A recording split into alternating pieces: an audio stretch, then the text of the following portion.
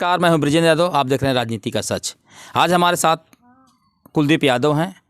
ये अपनी बात बताएंगे इस नाते कि ये अभी हाल में ही इनके गांव में जो 5 किलो अनाज का एक कोटा था, कोटा निरस्त होने के बाद दोबारा चुनाव हुआ है, उसके ये दावेदार बने हैं। इनकी पत्नी बनी है, लेकिन सारा काम इन्हीं के थ्रू होता है, इन्हीं के मूवमेंट पे होता है। इस नाते हम इनसे बात करेंगे कि आखिर में ये जो समस्याएं चल रही हैं, जीतने के बाद फिर क्या सरकार को क्या गुमराह किया जा सकता है? गुमराह करने वाले लोग कौन हैं? गांव के ऐसे कुछ लोग हैं जो हमेशा एक नैरेटिव सेट करते हैं कि किन किन कारणों से इनको बदनाम किया जाए, उसके बारे में बात करेंगे। कुलदीप जी, हमारे चैनल में आपका स्वागत है। ये बताइए कि आपने चुनाव हुआ है, कैसे कैसे चुनाव हुआ है, ज़रा बताएं। चुनाव हमारे यहाँ ग्राम सभा पवई ब्लॉक गोधना हमजापुर, प्रत्याशी कुसुम यादव। आपकी पत्नी प्रत्याशी रही? जी। ठीक है। तो जो चुनाव हो रहा है, कितने दिन पहले आपको पता चला चुनाव होने वाला है? हमको 15-20 दिन पहले। 20 दिन पहले जी। तो आपने कैसे कैसे तैयारियां किया जीतने के लिए?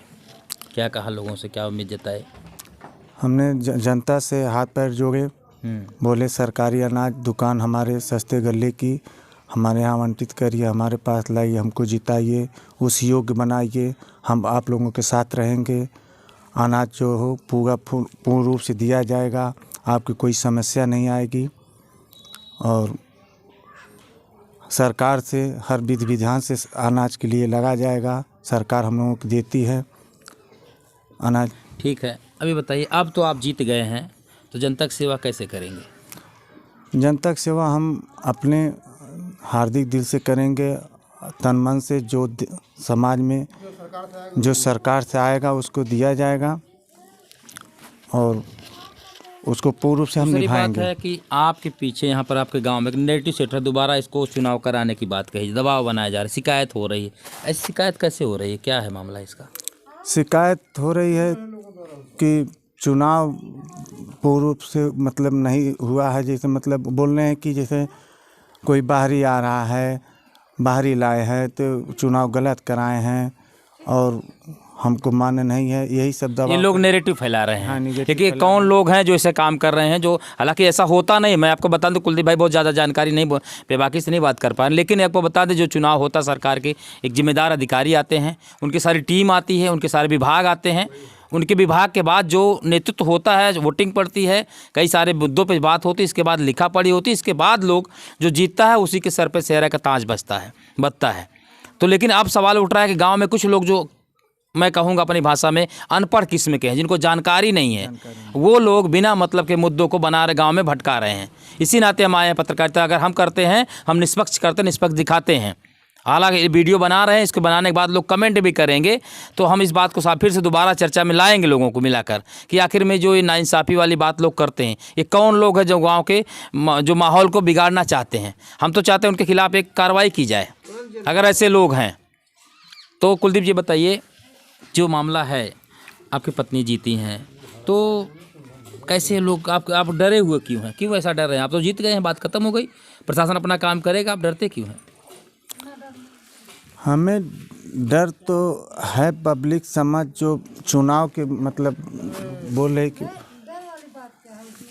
मतलब डरते हैं मान सम्मान को। हाँ, बस डरते हैं अपने इज्जत को, आप इज्जत को डरते हैं, मान सम्मान को डरते हैं और इस नाते आप सबकी बात को सुन के आप दर्द हो रहा है आपको? हाँ, दर्द हो रहा है। आप लोगों ने चुनाव जीता है, जनता से आप बधाई देंगे? बिल्कुल बधाई देंगे। कैसे? पूरे मतलब उनसे मिलेंगे जुलेंगे, हमेशा उनकी सेवा करेंगे जी। और हर व्यवहार से मतलब मिलेंगे, अच्छे व्यवहार से सबको जैसे इज्जत पहले देते थे वैसे अब भी देंगे, ताकि काम जनता की सेवा कर सके। ठीक है। हमारे साथ उनकी जो जीती हुई हैं प्रत्याशी हैं, कुसुम जी हैं, हम उनसे बात करेंगे। कुसुम जी, ये बताइए कि जो ये राजनीति चल रही है आपके गांव में, आपने एक वोट से मतलब जो जीता है आपने जी, कैसा फील कर रही हैं? जी हमें बहुत अच्छा लग रहा है। हाँ। तो अब कैसे आप लड़ाई लड़ेंगे जो कुछ लोग इसको नैरेटिव बना कर रखे हैं? क्या लड़ाई लड़ना, उनको हम उनका सम्मान करेंगे। उन्हें सब एक चीज़ जो जैसा करते थे वैसा अब, जैसे पहले थे वैसे अब रहेंगे हम। हमें कोई दिक्कत नहीं है। अच्छा, सब लोग हमारा सम्मान किए, अब हम सबका सम्मान करेंगे। सबकी सेवा करें। जी, सबकी सेवा करेंगे। तो आने गांव के जो लोग हैं, बड़े बुजुर्ग जो आपके पास आएंगे जी। अब, लेकिन एक नेरेटिव जो फैल रहा है गांव में कि भैया फिर से चुनाव की बात सही नहीं हुआ, किन्हीं कारणों से लोगों के मन में बातें उछल रही हैं। जी कैसे आप इसको समाधान पे लाएंगे? जी, सबको हम सम्मान देंगे। सबको, कोई हमें कुछ भी कहे, जो हमें करना है हम वही करेंगे। हमें किसी से डर नहीं है।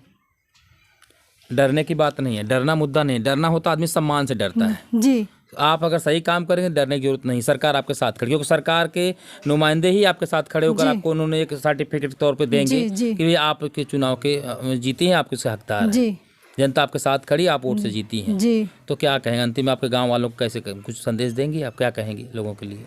सबके लिए हम यही कह रहे हैं, जितने लोग हमारे साथ हैं हम भी सबके साथ रहेंगे, सबकी सेवा करेंगे। जैसे जिस तरह से हमसे होगा हम सबको सहयोग देंगे। अब आपका विरोधी कोई नहीं रहा? जी, हमारा कोई विरोधी नहीं है। हमारे यहाँ पंचायत भवन पर चुनाव हुआ, पंचायत मित्र थे, एडीओ पंचायत, सचिव, ग्राम प्रधान, सेक्रेटरी और जनता का सहयोग मिला।